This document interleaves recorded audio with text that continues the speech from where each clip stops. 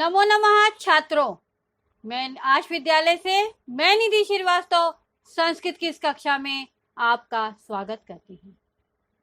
छात्रों, पूर्व कक्षाओं में हम कल्पतरु के विषय में अच्छी तरह से जानकारी हासिल कर चुके हैं कि कल्पतरु से हम जो चीज चाहें हम वो मांगे तो वो जरूर हमें वरदान स्वरूप देते हैं। कल्पतरु अर्थात बरगद के वृक्ष जो पुराने जड़ वाले होते हैं, लंबी लंबी लताओं वाले। ठीक है, तो यहाँ पर भी जो है वो क्या कहते हैं, हिमालय के सर्वरत्न भूमि नगेंद्र राजा जो सानुपुरी कंचनपुर नाम के नगर में रहते थे, वहां पर जीमूत केतु नाम के एक राजा हैं जिनके आंगन में ये वृक्ष है और इससे मांगने पर वो उनकी मुरादें पूर्वजों के जमाने से पूरा करता हुआ आ रहा है। जीमूत केतु ने भी अपने पुत्र की कामना की थी अपने वंश को आगे बढ़ाने के लिए और कल्पतरु वृक्ष से मांगा तो उसे भी जीमूत वाहन नाम का एक सुलभ कहना चाहिए कि बहुत ही स्वच्छ बुद्धि वाला, स्वच्छ मंद बुद्धि नहीं था, स्वच्छ बुद्धि वाला और तीव्र बुद्धि वाला बालक जो कि लोगों की सेवा करने के लिए पैदा हुआ और जो बहुत ही दानवीर था और सर्वभूतानुकंपी यानी सब पर अपनी कृपा बनाए हुए रखता था। तो उसने क्या किया था कि जब उसको मालूम पड़ा, जब वो युवराज पद पर आया और उसको सब लोगों ने बताया कि उसके आंगन में ऐसा वृक्ष है जो पूर्वजों के जमाने से चला आ रहा है, उस वृक्ष से जो भी मांगो तो पूरा हो जाता है, तो वो सोचा अपने दिमाग में कि जब ऐसा है तो फिर हमारे पूर्वज लोगों ने केवल थोड़ा सा तुच्छ धन ही क्यों मांगा उस वृक्ष से, उससे लोगों के लिए क्यों नहीं मांगा धन कि संसार से, दुनिया से बुराई खत्म, धन की बुराई, जो गरीबी बुराई है वो खत्म हो जाए। इतना धन मांगते, कल्पतरु वृक्ष देता और संसार से बुराई नाम की चीज, जो गरीबी नाम की बुराई है, वो खत्म हो जाती। तो उसने ऐसा ठान कर अपने पिता के पास गया और उनसे एकांत में जाकर, जो कि सुख से बैठे थे, उनसे जाकर बोलता है और वो उनसे आग्रह करता है कि मैं उनसे वृक्ष से बात करूंगा, आपकी आज्ञा चाहिए, मैं उस कल्प वृक्ष से आराधना करूंगा, पूजा करूंगा, उपासना करूंगा। तो इतना सब बोलकर वो अपने पिता से आज्ञा मांगता है। तो अब आगे क्या होता है उसको जानने के लिए आइए हम इस भाग को पढ़ते हैं। क्लास 9 संस्कृत चतुर्था पाठक कल्पतरु का पंचमा भाग। प्रस्तुत पाठ में गद्यांश का हिंदी भाषा में आज शब्दार्थ, संधि विच्छेद, व्याकरण और प्रश्नोत्तर पर प्रकाश डाला गया है। यह गद्यांश छात्रों हमने अथ से लेकर प्रथितम तक लिया है। तो देखिए ध्यान से छात्रों, बहुत ही डिफिकल्ट है, समझना बहुत जरूरी है। अथ पित्रा तथा इति अभ्यनुज्ञातः सा जीमूत वाहन कल्पतरुमुपगम्य उवाच देव त्वया अस्मत् पूर्वेषाम् अभीष्टाः कामाः पूरिता तन्ममेकं कामं पूरे।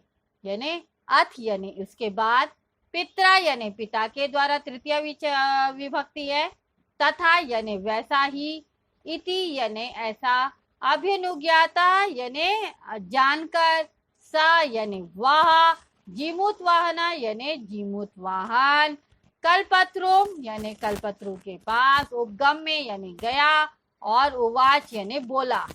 तो अथ पित्रा तथा इति अभ्यनुज्ञात यानी इसके बाद पिता के द्वारा वैसा इस प्रकार अनुमति प्राप्त करके, अभ्यनुज्ञात यानी उनकी अनुमति प्राप्त करके, सा यानी वह, जीमूत वाहन यानी जीमूत वाहन, कल्पतरुम उपगम्य यानी कल्पतरु के पास जाकर, उवाच यानी बोला, देव यानी हे देव, त्वया यानी तुम्हारे द्वारा, अस्मत् पूर्वेषाम, अस्मत् पूर्वेषाम यानी अस्मत् यानी हमारे, पूर्वेषाम यानी पूर्वजों की, अभिष्टाः यानी मन चाही, कामाः यानी कामनाएं, इच्छाएं, पूरिताः यानी पूरी की। तन्मैकम, तन्मैकम यानी तत् प्लस एकम, तो उसके कारण मेरी भी एक, कामम यानी इच्छा, पूरे यानी पूरा करो। तो वो उसके पास जाता है और क्या बोलता है कि हे देव, तुम्हारे द्वारा मेरे पूर्वजों की मनचाही इच्छाएं पूरी की गई हैं, तो अभी मेरी एक इच्छा है, उसे पूरी करो। ऐसा वह कहकर जाता है।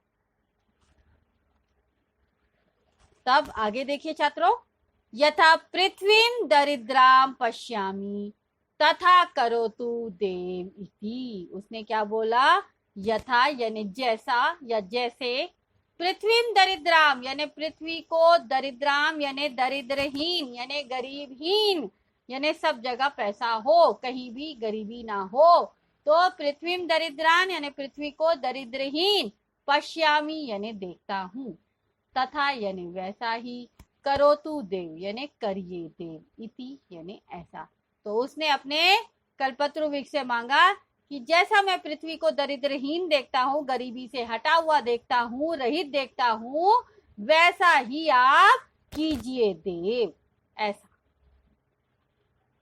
एवं वादिनी जीमूत वाहने त्यक्तस्वत्या एषो अहम यातो अस्मि इति वाक् तस्मात् तरोरुद्भूत। एवं वादिनी यानी इस प्रकार से, या इस प्रकार बोलने से, वादिनी यानी बोलने पर, एवं यानी ऐसा, तो इस प्रकार से बोलने पर, जीमूत वाहने यानी जीमूत वाहन के, त्यक्त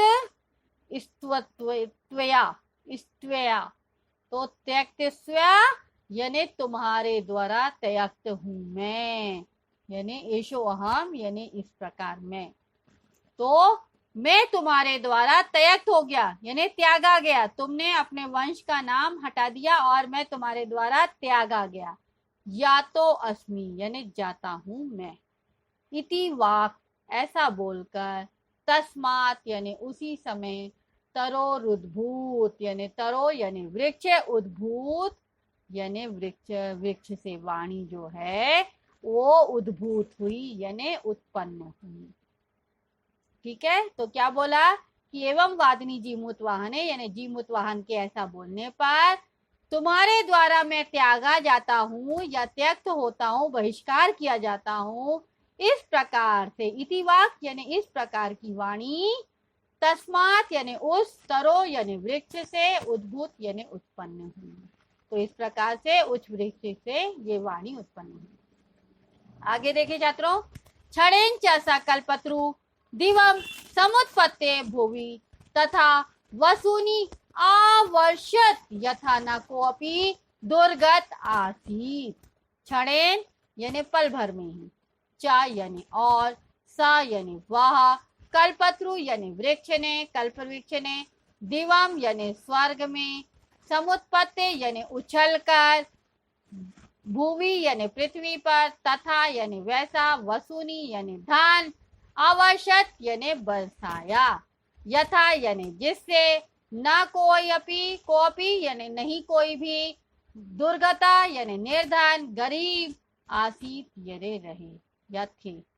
तो क्षणेन च स कल्पत्रु दिवम समुत्पय भूवि यानी और पल भर में उस वृक्ष ने ऐसी वाणी उत्पन्न की, और उसके बाद उस वृक्ष ने, कल्प वृक्ष ने स्वर्ग में उछलकर पृथ्वी पर इतना धन का बरसात किया, इतना धन का बरसात किया कि जिससे कोई भी पृथ्वी पर गरीब ना रहा, सबके सब अमीर हो गए, सबके पास पैसा हो गया। ठीक है छात्रों, तो यहाँ तक आपको समझ में आया। आगे देखिए, ततस्तस्य जीमूत वाहन से सर्व जीवानुकंपया सर्वत्र यशः प्रथितम। ततस्थ से फिर उस, जीमूत वाहन से यानी जीमूत वाहन का, सर्व जीवानुकंपया यानी सब प्राणियों की कृपा, अनुकंपा यानी कृपा से, सर्वत्र यानी सभी जगह, यशा यानी नाम, प्रथितम यानी प्रसिद्ध हो गया। तो इस प्रकार से उसने कल्पवृक्ष से इतना सारा धन मांगा कि पृथ्वी पर कोई भी गरीब नहीं रहा, तो उससे जीमूत वाहन का जो नाम था, जो यश था, वो सब प्राणियों की कृपा से सभी जगह में फैल गया और प्रसिद्ध हो गया। ठीक है, तो हमें भी वैसा ही काम छात्रों करना चाहिए। शब्दार्थ देखिए छात्रों, अभ्युनुज्ञात यानी अनुमति पाया हुआ, उपगम में पास जाकर, कामम इच्छा, वाक वाणी, दिवम स्वर्ग, समुत्पत्ति उछलकर, भूमि भूमि पर, वसूनी धन, दुर्गतः निर्धना, अनुकंपिया कृपा से, प्रतितम प्रसिद्ध हो गया। भाषिक कार्यम देखिए छात्रों, अथ पित्रा तथा इति अभ्यनुज्ञाता सा जीमुत वाहना, जीमुत वाहन कर्तृपद है, कल्पत्रुम उपगम्य उवाच, उवाच जीमुत वाहन का क्रियापद है। ठीक है, जीमुत वाहन कर्तृपद, उसका क्रियापद उवाच। देव त्वया कर्तृपद, त्वया देव, देव त्वया, त्वया यहाँ पर कर्तृपद है, अस्मत् पूर्वेशाम अभिष्टाः, अभिष्टाः विशेषण है, कामाः विशेष्य है। ठीक है, पूरितः क्रियापद है, किसका? त्वया का, कर्तृपद का। तन्ममेकम, तत् प्लस मम प्लस एकम विशेषण है एक, और यहाँ संधि भी हुई है, तत् प्लस मम प्लस एकम। कामम विशेष्य है, किसका? एकम का। पूरे क्रियापद है। ठीक है, तत् का। यथा पृथ्वीम दरिद्रराम, यहाँ पर संधि हो रही है, पृथ्वीम प्लस अदरिद्राम। पश्यामि क्रियापद है, तथा करोतु भी क्रियापद है, देव इति। एवं वादिनी जीमुत वाहने त्यक्तस्तत्वया, त्यक्ता प्लस त्वया, त्यक्ता विशेषण है और त्वया कर्तृपद है। एशो हम, एशो प्लस अहम, अहम यहाँ पर कर्तृपद है।